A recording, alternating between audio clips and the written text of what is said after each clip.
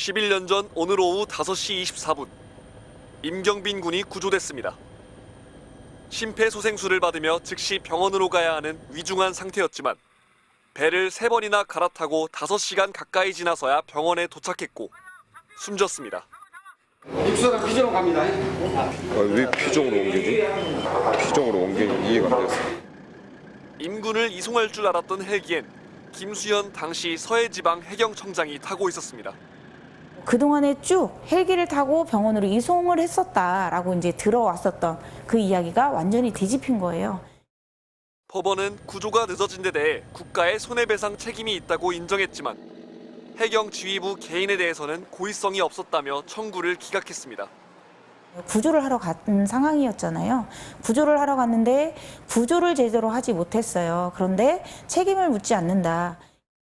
경빈이 부모는 뜻을 같이 하는 시민 2,500명과 함께 국민 항소단을 꾸렸습니다. 세월호와 관련돼 진행되는 마지막 소송입니다. 아직 세월호 참사에 대한 책임자 처벌은 끝나지 않았다라는 것을 또 이제 국민들한테 알리기 위해서 경빈이 어머니는 세월호 기억교실에서 해설사로 활동하며 추모객들을 맡고 있습니다. 벚꽃이 필 때마다 수학여행 가기 전에 사진을 찍고 했었던 이런 모습부터 해서 기록을 찾아보고 이렇게 하다 보니까 매 순간순간이 아파요. 경빈이가 신속하게 병원으로 옮겨지지 못한 책임을 제대로 묻는 게 또 다른 억울한 일을 막는 첫걸음이라 생각합니다.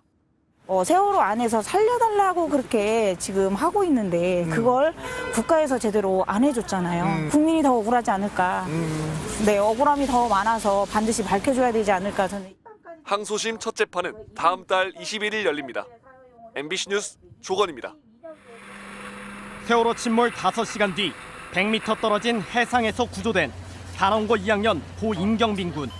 의료진은 급히 신속한 이송을 요구했지만 임 군은 현장에 도착한 헬기를 탈 수 없었습니다. 임 군이 아닌 김수현 전 서해지방 해경청장이 헬기에 올라탔기 때문입니다. 헬기 대신 배를 3번이나 갈아타고 5시간 지나서야 병원에 도착한 임 군은 결국 병원에서 사망 판정을 받았습니다. 하지만 아무에게도 법적 책임을 물을 수 없다는 게 검찰의 결론입니다. 당시 현장 응급 구조사나 의료기관 자문 결과 임 군이 이미 숨진 상태였을 가능성이 높아 제때 이송하지 못한 과실 때문에 숨졌다고 보기 어렵다는 논리입니다. 당시에 공무원들로서는 환자를 적극적으로 이송하고 또 응급처치를 해야 될 직무상의 의무가 있었을 텐데 직무유기 범죄로 수사를 할 필요가 있고 검찰은 또 참사 당시 단원고 학생 전원이 구조됐다고 보도한 MBC 등 일부 언론사에 대해서도 고의로 허위 사실을 유포한 범죄로 보긴 어렵다며 법적 책임을 묻지 않았습니다. 특별수사단은 이번이 세월호에 대해선 마지막 수사가 될 거라며 재작년 11월 출범했습니다. 참사 당시 구조 책임을 다하지 못한 김석균 전 해경청장 등 해경지휘부 11명과 세월호 특조위 활동을 방해한 혐의로 이병기 전 대통령 비서실장 등 9명, 합쳐 모두 20명을 지난해 기소하는 등 일부 성과는 올렸습니다. 세월호 CCTV 영상 저장 장치의 바꿔치기 의혹에 대해선 곧 출범할 특별검사가 기록을 넘겨받아 수사를 이어갈 예정입니다. 하지만 특조위 조사 결과 드러난 구조 과정의 부실 정황과 불법 사찰 등을 대부분 무혐의 처분하면서 1년 2개월의 활동을 마쳤습니다. MBC 뉴스 윤수환입니다.